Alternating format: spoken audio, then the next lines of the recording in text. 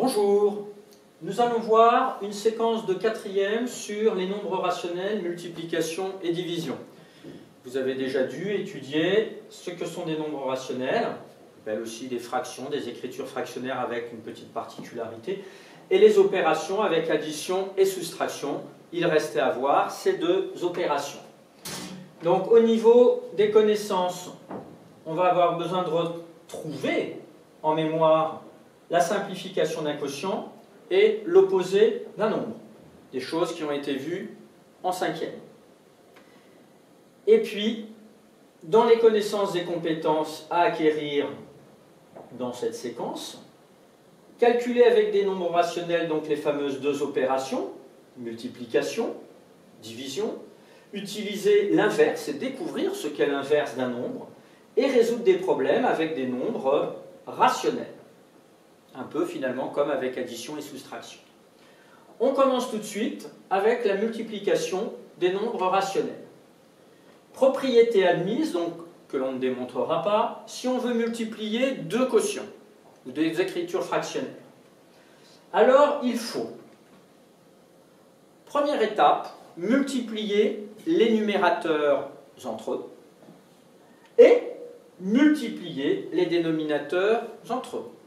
Donc une nouveauté qui finalement va être plus simple pour vous, ce n'est plus comme dans les additions ou les soustractions, il fallait un dénominateur commun. Ça c'est terminé. Ça va être plus rapide. On peut traduire cette propriété qui est en français par une expression d'avantage mathématique. Si on prend ABCD des nombres relatifs avec B et D qui ne sont non nuls, donc pas égal à 0, alors on peut dire que A sur B fois C sur D, on fait le produit des numérateurs, A fois C, divisé par le produit des dénominateurs, B fois D. Si jamais on a ce type de formule où c'est un nombre, on se souvient qu'on peut le transformer sur 1, et pareil, on va faire produit des numérateurs sur produit des dénominateurs. Et en fait, vous passerez très vite de cette étape-là à celle-là. Donc vous pouvez très bien vous rajouter que ici, que ce soit là ou là, on a fait produit des numérateurs. Ah, ça va couper si je vais un peu trop loin. Produit des numérateurs.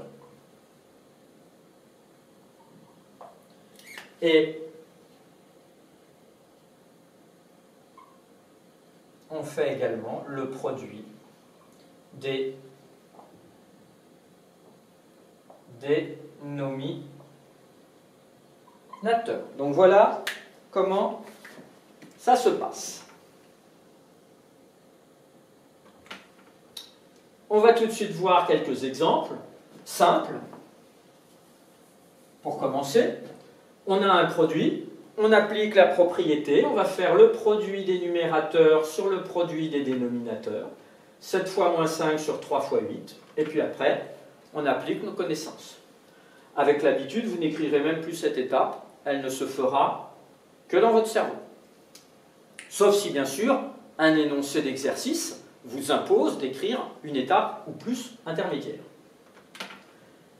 Un cas où on a un nombre qui n'est pas sur un dénominateur, alors on pourrait écrire moins 7 fois 1, mais on peut le faire aussi directement. On se dit, ça ce sont les deux numérateurs. Dans ma tête, ce serait 1 le dénominateur, mais 1 fois 11, ça fait 11. Je peux l'écrire directement. Vous pouviez mettre aussi une étape intermédiaire en plus. Moins fois moins, on se rappelle, un produit de deux facteurs négatifs donne un résultat positif. Petite remarque, et attention à cette remarque, parce qu'on a tendance à l'oublier, si jamais vous pouvez simplifier les produits, comme vous l'avez vu quand vous avez appris les diviseurs et à décomposer en produits de facteurs premiers, vous avez dû voir à ce moment-là comment cela pouvait permettre de simplifier un quotient, et bien là aussi on va le faire dès que possible. Moi je préfère travailler en simplifiant le plus rapidement possible, ça évite des grands nombres. Prenons un exemple où ça va être utile. Donc, premier temps, j'observe la multiplication. Deuxième temps, j'observe les numérateurs et les dénominateurs. 22 et 33, tout de suite, ça me vient en mémoire. Ils sont tous les deux dans la table de 11. Donc, je vais pouvoir décomposer en facteurs, faire apparaître 11, faire apparaître 11. Il faut que je regarde aussi les autres. 35, avec le dénominateur, avec 33, on pourra rien en faire. Ah, mais 14 et 35, ils ont comme diviseur commun 7. Ils sont tous les deux dans la table de 7. Donc, je vais prendre le temps, une fois que j'ai observé des multiples, et là, tiens, j'en ai pas parlé, j'allais un petit peu trop vite, 22 et 14, ils sont aussi comme multiples 2. Donc il y a 3 multiples au numérateur et au dénominateur. Hein. On se rappelle que pour simplifier, il faut que ce soit des multiples au numérateur et au dénominateur. 2, 11, moins 7. Ou 7 si on ne s'occupe plus des signes. Donc je vais prendre le temps de les faire apparaître. 22 c'est 2 fois 11. Moins 35 c'est moins 7 fois 5. Moins 14 c'est moins 7 fois 2. Et 33 c'est 3 fois 11. Vous verrez aussi en classe, donc comme je commençais à le dire, vous pouvez dès le départ éventuellement vous dire quel serait le signe global de ce produit. Là, c'est globalement négatif fois un facteur négatif, donc globalement, l'ensemble du produit serait positif. Donc je pourrais très bien me mettre un petit plus ici ou mentalement pour me dire ça y est, les signes, je m'en suis occupé. Et là, au lieu de mettre moins 7 et moins 7, on aurait mis 7. Puisqu'on s'était déjà occupé du signe moins avant. Maintenant, je vais pouvoir simplifier. 1, 2 au numérateur et au dénominateur, 1, 11 au numérateur et au dénominateur, et de même pour moins 7. Petit truc, surtout, il ne faut pas, ou il faut absolument éviter de barrer. Je sais que même certains collègues, ou moi ça a pu m'arriver, parfois de barrer en disant je simplifie par 2, je simplifie par 11. Mais si on barre, on pourrait se dire, ben, le professeur ou le correcteur ou le lecteur, il pourrait se dire, mais s'il barre, est-ce que ça veut dire que c'est faux ou pas? Donc, évitez de barrer, ou si vous barrez au crayon à papier et après vous gommez. Ou alors, moi je donne aussi comme truc à mes élèves, tiens, au crayon à papier, je mets un petit point ici parce que je simplifie par 2, un petit point ici parce que je simplifie par 11, un petit point ici parce que je simplifie par moins 7, et après, avec ma gomme, j'efface, et ni vu ni connu. Donc, il me reste au numérateur 5, il me reste au dénominateur seulement 3. S'il y avait d'autres nombres, hein, je calculerais. Et donc, le résultat final, c'est 5 tiers. Et hop, un petit bout de gomme, petit coup de gomme. Voilà, et j'ai simplifié dès le départ, parce que si j'avais dû calculer 22 fois 35, et après 14 fois 33, puis chercher à simplifier, ça allait être beaucoup plus compliqué, surtout que là, je n'ai pas eu besoin de la calculatrice. Et sans calculatrice, la méthode de je calcule et seulement après je simplifie, c'est sacrément risqué et beaucoup plus long, quand on n'a pas de calculatrice. Rappel. Calculer avec une proportion. Alors c'est un rappel si vous avez déjà travaillé la séquence sur la proportionnalité en classe. Donc, rappel avec une proportion, on va travailler sur un exemple. Si on prend 2 tiers des 270 sapins, et on sait que ce sont à ce moment-là des épicéas. Donc, comme vous avez dû le voir sur la proportionnalité, ou je le rappelle, quand on prend une fraction de quelque chose, là, ça signifie obligatoirement multiplier. Donc, c'est l'occasion de faire un lien avec cette connaissance passée dans notre cerveau, puisqu'on retrouve cette notion de multiplication. Donc on ferait le calcul, produit des numérateurs, le dénominateur ici c'est 1, 1 fois 3, 3. Ensuite, comme d'habitude, je prends le temps d'observer, et je vois que 270, 7 et 2, 9 et 0, ça fait 9, c'est multiple de 3. Et 270, c'est 3 fois 90, donc je peux simplifier par 3 numérateurs et dénominateurs, et il nous reste 180 à ce moment-là, sapins, pour lesquels on peut affirmer que ce sont des épicéas. C'est une variété de sapins. Tiens, un petit truc, comment j'ai fait de tête? 270, je pouvais me dire que c'était 27 fois 10. et 27, on arrive facilement à trouver que c'est 3 fois 9. Donc 3 fois 9, ça ferait 27, mais nous, on a 3 fois 90. Inverse d'un nombre. Donc, nouveauté, ça vous ne connaissez pas non plus. On va utiliser la multiplication pour trouver la notion d'inverse, et ça va nous être utile après pour les divisions. Alors, la définition de deux nombres inverses, elle va être celle-ci. Deux nombres relatifs non nuls, ils n'ont pas le droit d'être égal à 0, sont inverses quand leur produit est égal à 1. On retrouve la multiplication. À savoir, parfaitement. Exemple, si on fait 2 fois 0,5, c'est bien un produit de deux nombres. Le résultat est égal à 1, donc on peut affirmer que ces deux nombres, 2 et 0,5, sont des nombres inverses. On pourrait aussi faire moins 1 septième fois moins 7. Ce n'est pas forcément que des nombres positifs. Mais comme le résultat est positif, là ils doivent être de même signe, ou ici ils doivent être de même signe. Si on fait le produit de ceci, bah, ça nous ferait 1 fois 7 sur 7. Si je fais tout de suite moins fois moins, ça fait plus. Je me débarrasse un peu de ces signes négatifs. Et 7 divisé par 7, après, ça fait bien 1. Donc on peut conclure que ces deux nombres sont des nombres inverses. Alors on va généraliser maintenant à partir de ces deux exemples et de cette définition. On va généraliser avec des propriétés. On va se prendre deux nombres A et B relatifs, donc positifs, négatifs, mais toujours pas égal à 0, donc non nul. Alors, première propriété, l'inverse du nombre A va être 1 sur A. Et deuxième propriété, l'inverse du nombre A sur B va être B sur A. En fait, l'inverse, c'est un peu comme une crème renversée. On les inverse, on les retourne, inversés. À savoir absolument ces deux propriétés, et même, il faudrait la savoir en automatisme, pour plus avoir à y réfléchir, et que ça vienne spontanément dans votre cerveau. On va avoir des exemples. L'inverse de 100, on est dans cette situation-là, va être à ce moment-là 1 sur 100. À ce moment-là, j'ai aussi des élèves qui me disent, on pourrait aussi dire 0,01. C'est vrai. Mais là, je veux illustrer cette propriété-là. Deuxième exemple, l'inverse de moins 8 sur 2,1. On est dans cette situation-là. Hop, on inverse, on retourne. 2,1 sur moins 8.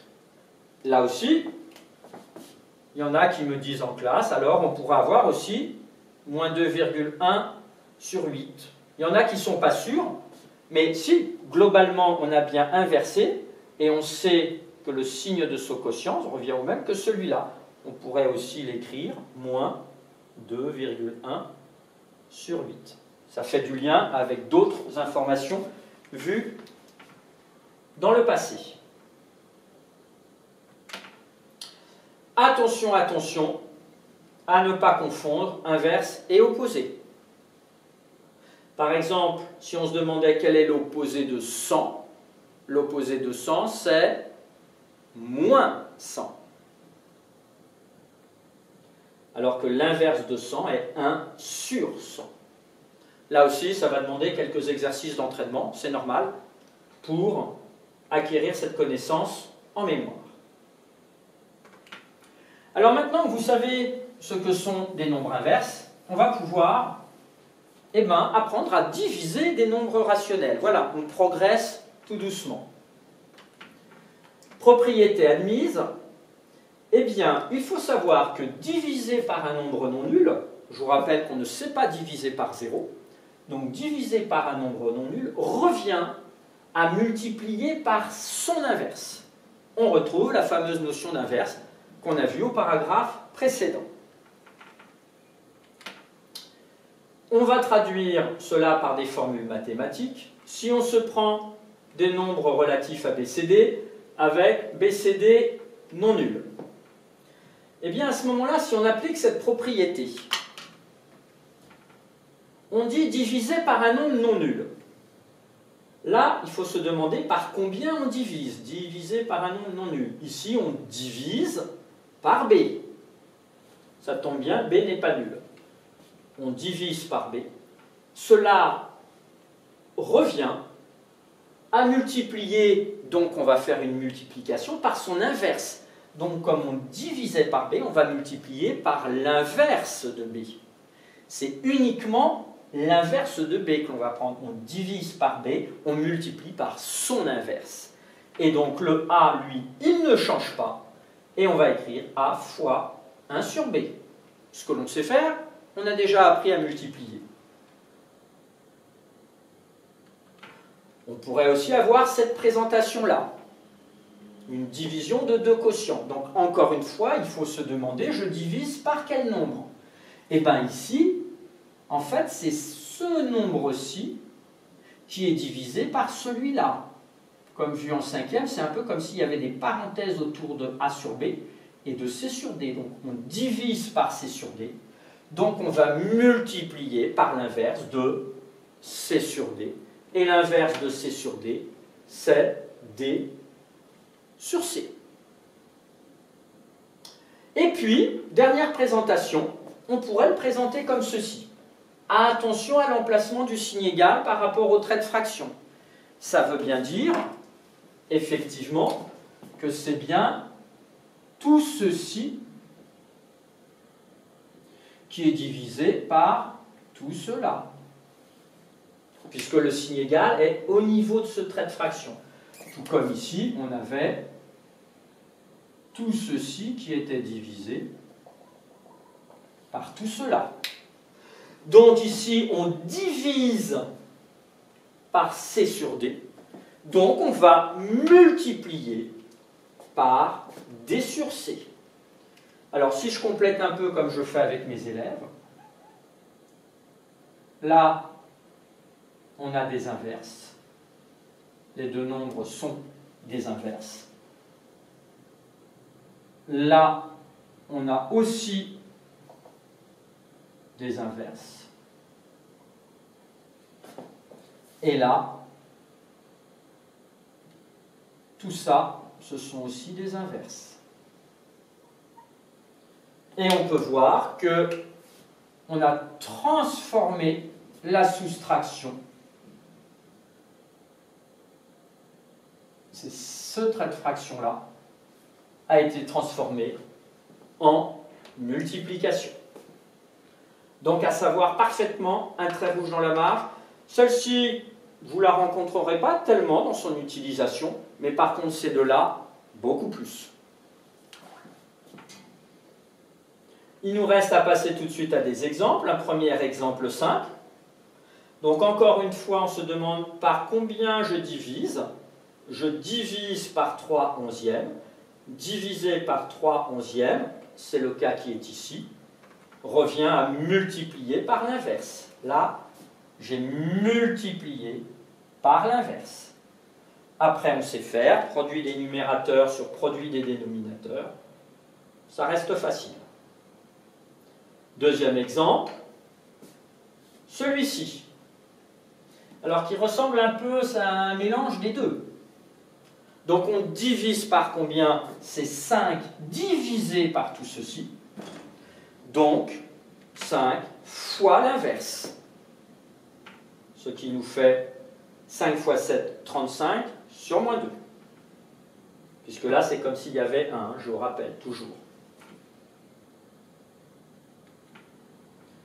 On peut l'écrire plus simplement comme ça. Ce n'est pas obligé, mais en général on évite les moins au dénominateur. Ensuite, cette disposition-là, là c'est juste pour vous remettre le cours, parce que moi je ne l'ai plus sur ma diapositive, vous l'avez dans votre cahier de cours, pour que ce soit visible. Donc cette fois-ci, ça ressemble à cette expression-là. C'est bien 3 quarts qui est divisé, il est là le signe égal, hein, par 5 huitièmes.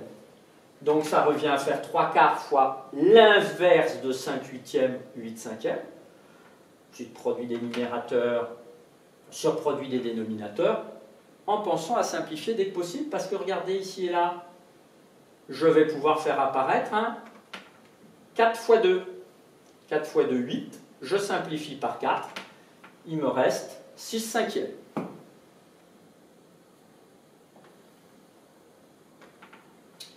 Ensuite, alors là, attention, je vous parlais, quand on a vu ceci, quand on a vu cela, de l'emplacement du signe égal par rapport au trait de fraction. Regardez bien ici. On va prendre le temps. Donc, comme le trait de fraction au niveau du signe égal, c'est celui-là, ça veut dire que c'est 3/4 qui forment un tout, divisé par 13. Donc, globalement, on divise par 13. Donc, on va multiplier, voilà, on divise par 13. On peut se raconter cette étape-là dans la tête. Donc, on va multiplier par l'inverse de 13. L'inverse de 13, c'est 1/13e.